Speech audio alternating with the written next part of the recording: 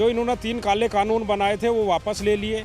और जो एमएसपी की बात थी, जो लोग हमारे लिए गड्ढे खुदवा रहे थे, जो हमारे लिए नुकीले तार कीले गड़वा रहे थे, जो नुकीले तार लगवा रहे थे, जो जानवरों के लिए प्रतिबंधित है, जो हमारे सीनियों पर पानी की बौछारें लगा रहे थे, वही जो प्रमुख सचिव थे जो काला कानून लेके आए थे पिछले दरवाजे से, उन्हीं को एमएसपी कमेटी का अध्यक्ष बना दिया। और उस कमेटी में कहीं भी ये नहीं है कि ये एमएसपी बनाने के लिए है। उसमें लिखा हुआ है स्पष्ट कि एमएसपी को कैसे प्रभावी बनाया जाए, उसके लिए कमेटी है। आप लोगों को लगता है कि सरकार ने जो वायदे किए उनमें से कुछ प्रतिशत पूरे हुए? किसान किसी चीज़ को लेकर संतुष्ट है?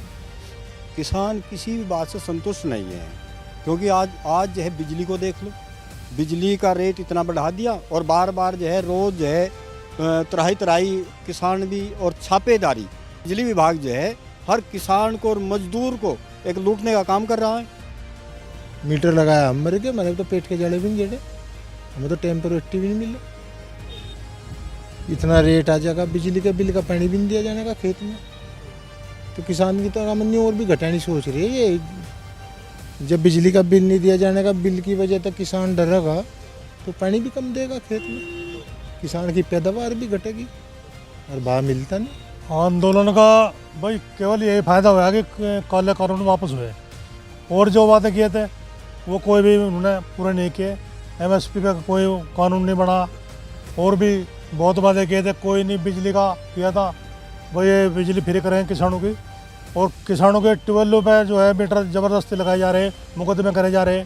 आप लोग बताइए कि आप लोगों को क्या लग रहा है, समाधान कैसे होगा? क्योंकि आंदोलन बार बार हो रहे हैं, लेकिन फायदा कितना हुआ?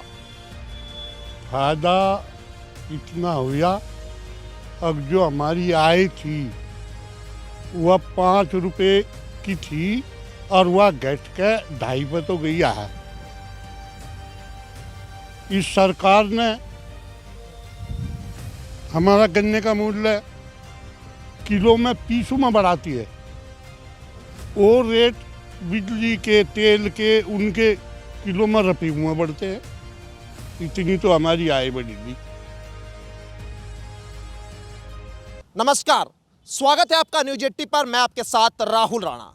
कभी 3 कृषि बिलों को लेकर 13 महीनों तक दिल्ली के बॉर्डरों पर किसान डटे रहे, कभी एमएसपी की मांग तो कभी बिजली बिल, तमाम ऐसे गन्ना मूल्य जैसी मांगे उठाई गई, लेकिन आखिर हुआ क्या?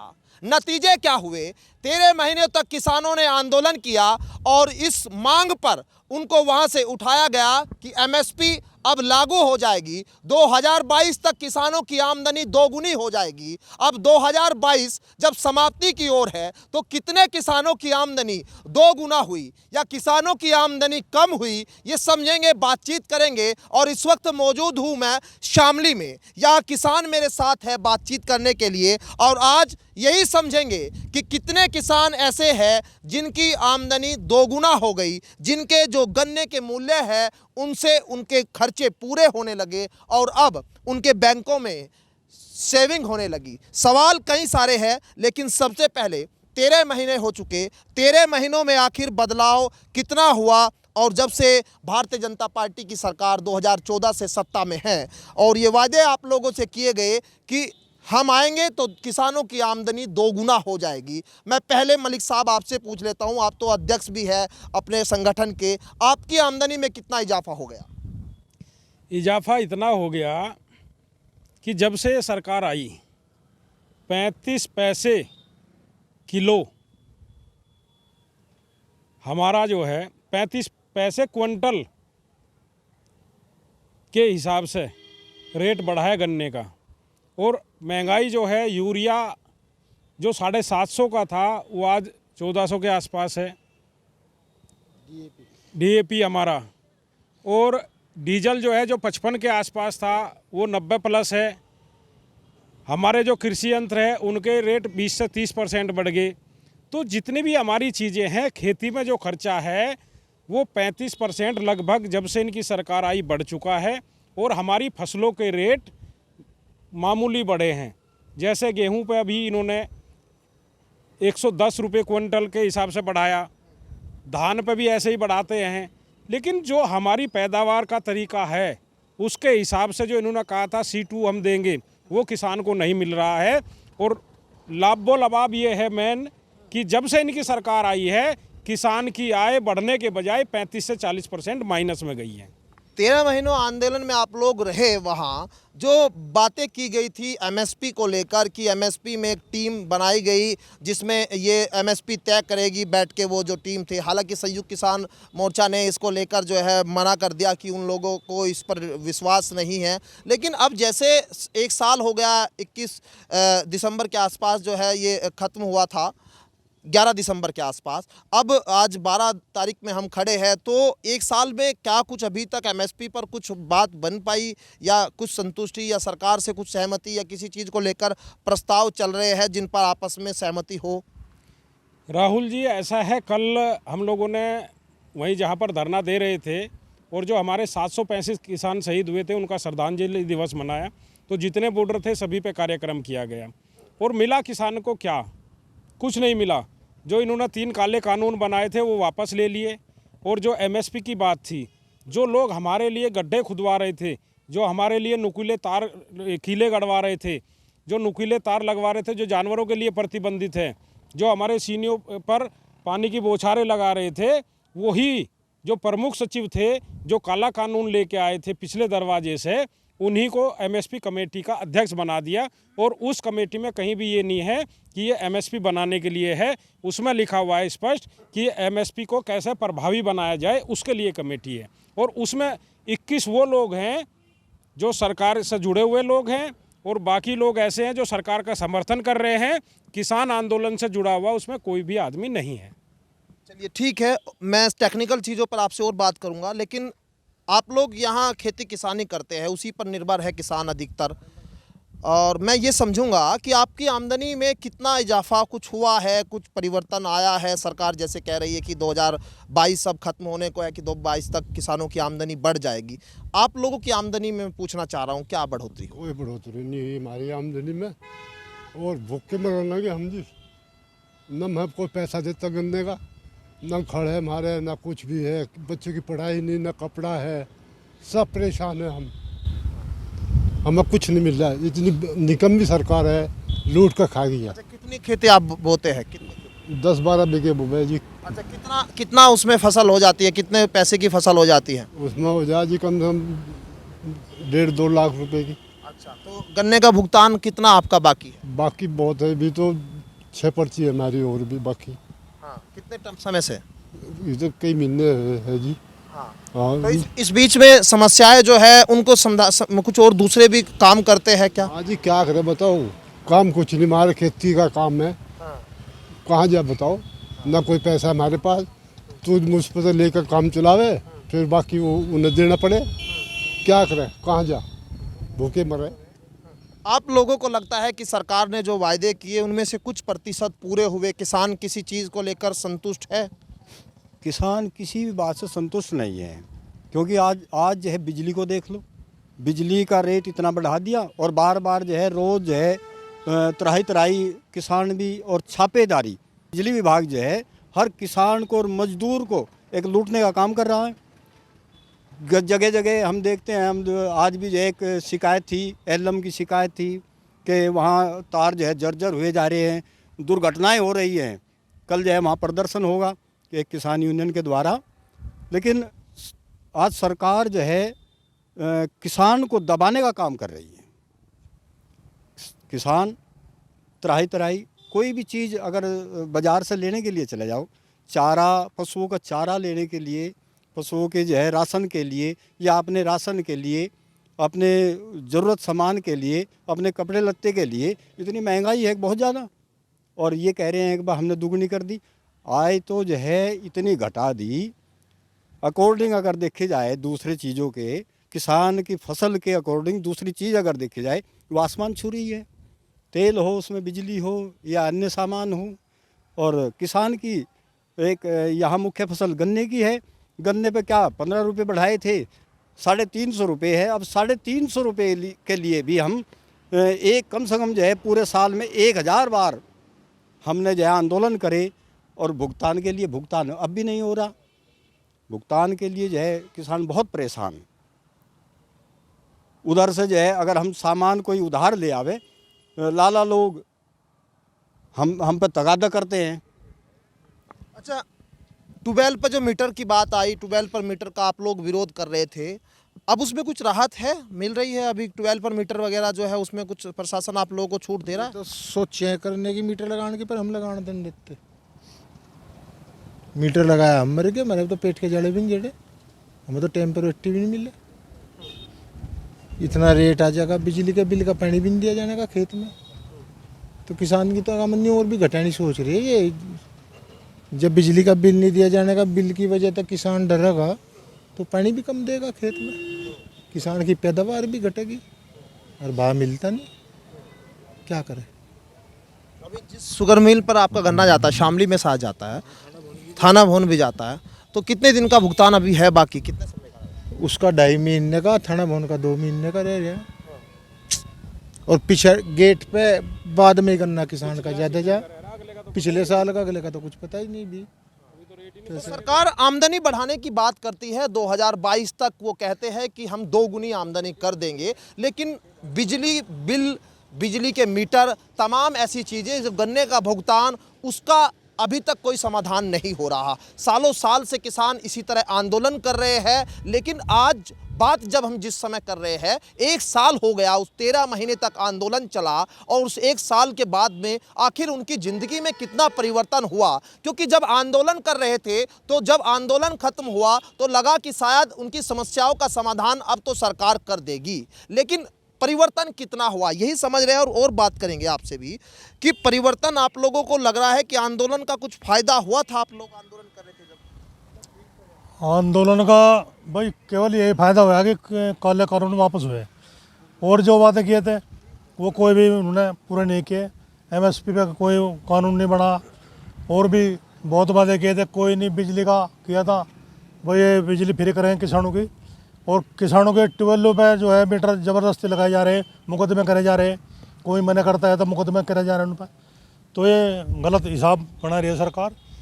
और पर्ची पे जो है कोई भी रेट नहीं डाल ली, अब वैसे किसान दे रहा है मिल में गन्ना, रेट का पता नहीं क्या रेट निकलेगा। तो ये इस तरह गड़बड़ हो रहा है मामला सारा ही।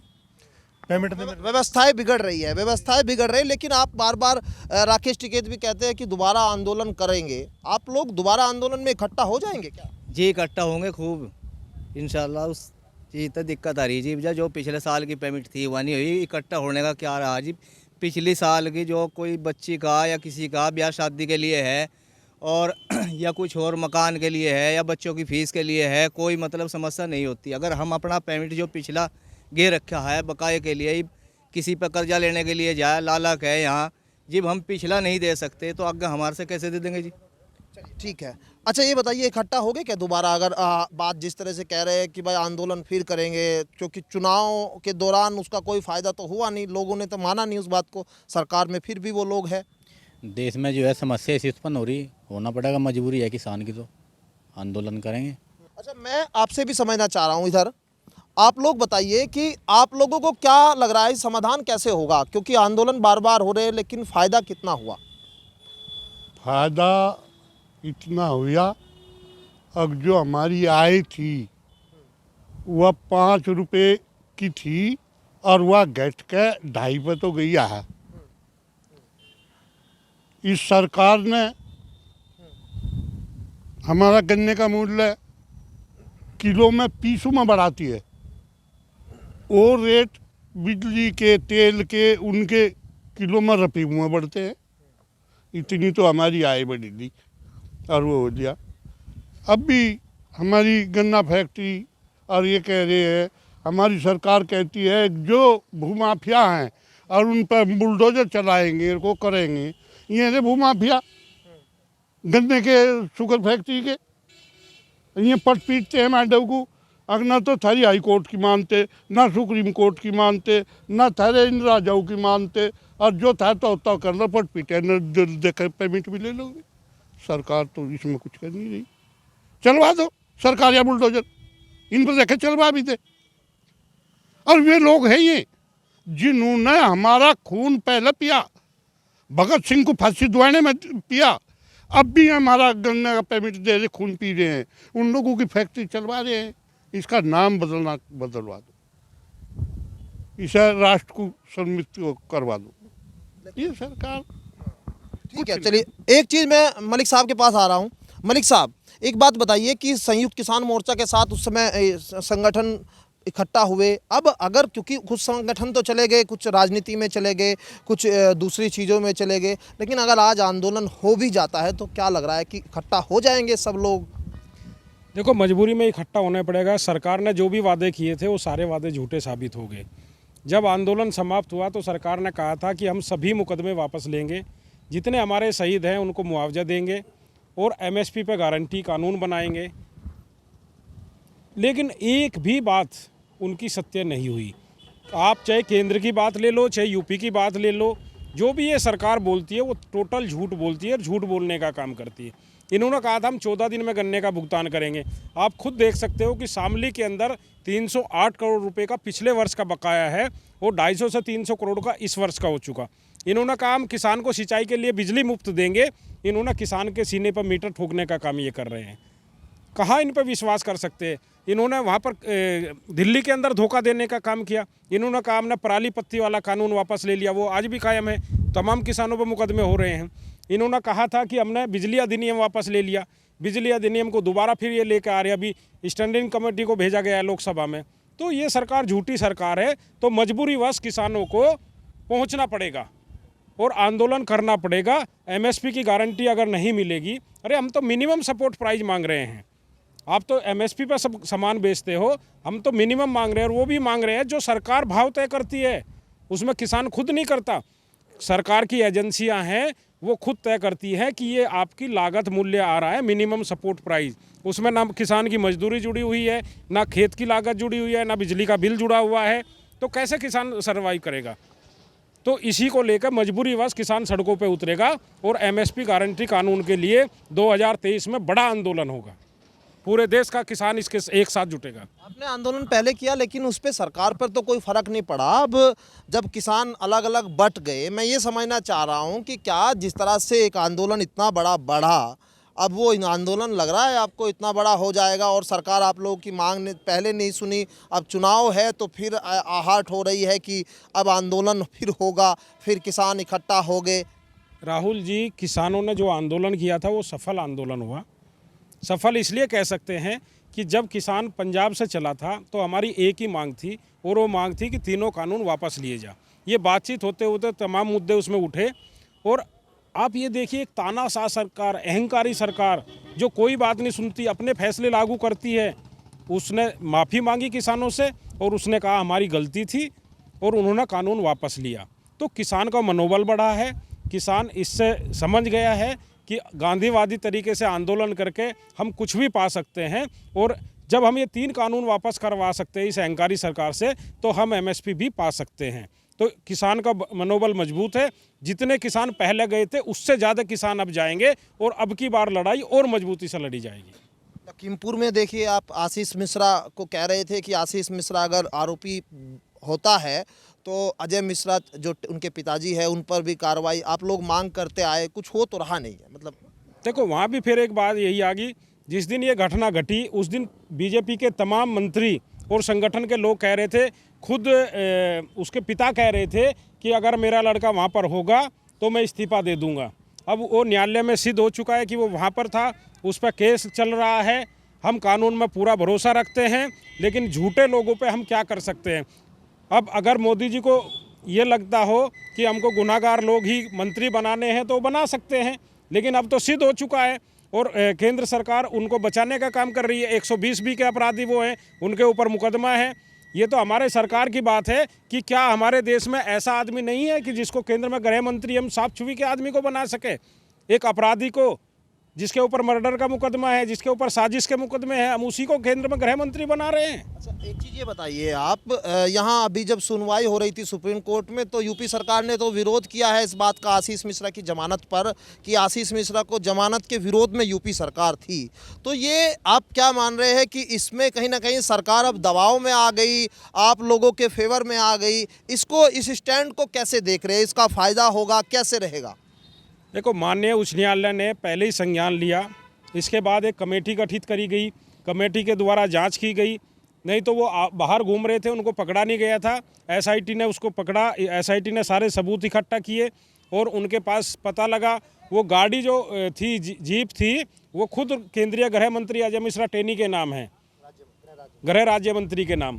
तो ऐसा नहीं है, सारी चीज़ें आई हैं और कानून से हम संतुष्ट हैं, कानून अपना काम कर रहा है। लेकिन सरकार, जो केंद्र की सरकार है, वो मंत्री को बचाने का काम कर रही है।